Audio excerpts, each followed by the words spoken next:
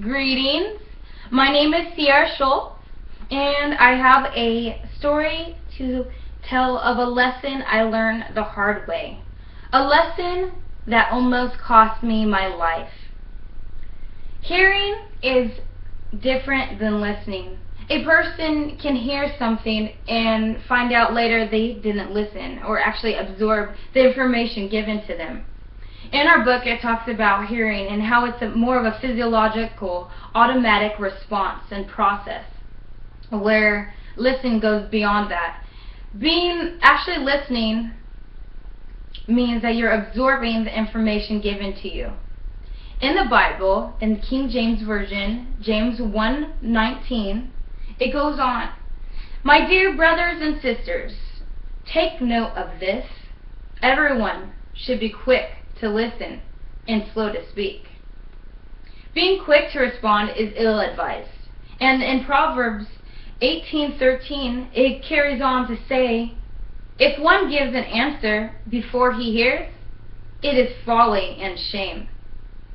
I have a story to tell you where I was so quick to respond that I wasn't even paying any attention to the cautions given forth.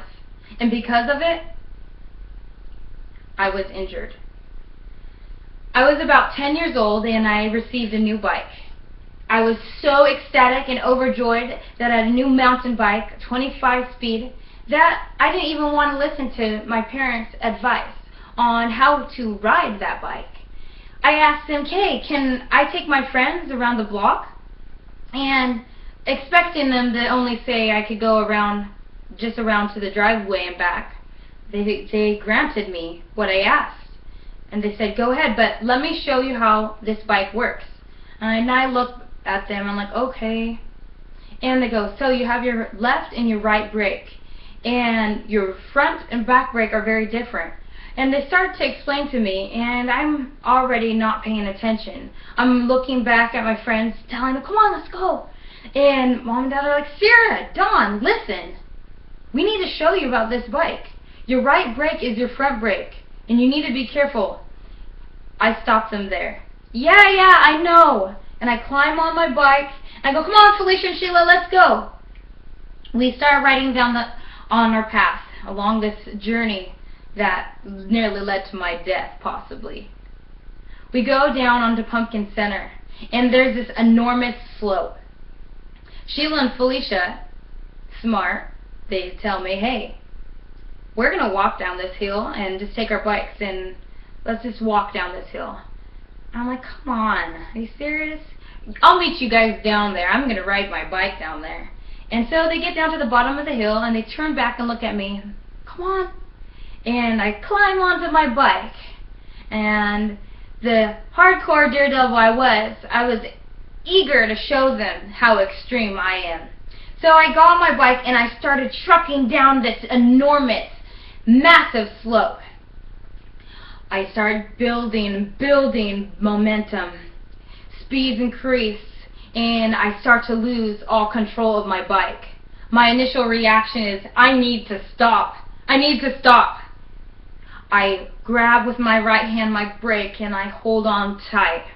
The moment I did that, I started to flip down the hill, and I'm rolling forward and rolling down this paved hill to wake up sprawled out in the middle of the street. I glance over and I see this lady running out of her house, yelling, "Are you okay?" I grunt out something. I am alive, but oh my, I am hurt, and I am so embarrassed.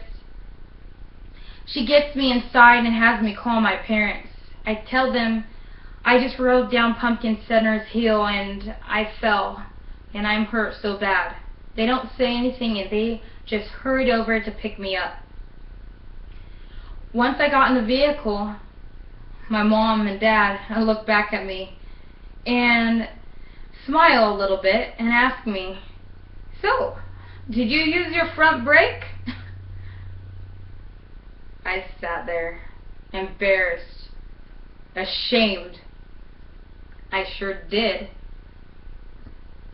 If I would have took heed to my parents' warning, I probably would have never been in that predicament. In my helmet, I had an enormous rock. That, thank goodness I had that helmet on, because that rock could have been in my skull. But none of that probably would have happened if I would have used my other brake. But since I didn't pay any attention, and I was so quick to respond and go on with my bad self, I was injured, and I learned a lesson the hard way. So, my dear brothers and sisters, take note of this. Everyone should be quick to listen and slow to speak. James 1:19. If one gives an answer before he hears, it is folly and shame. Proverbs 18:13. Thank you. This is a lesson that is very hard to learn.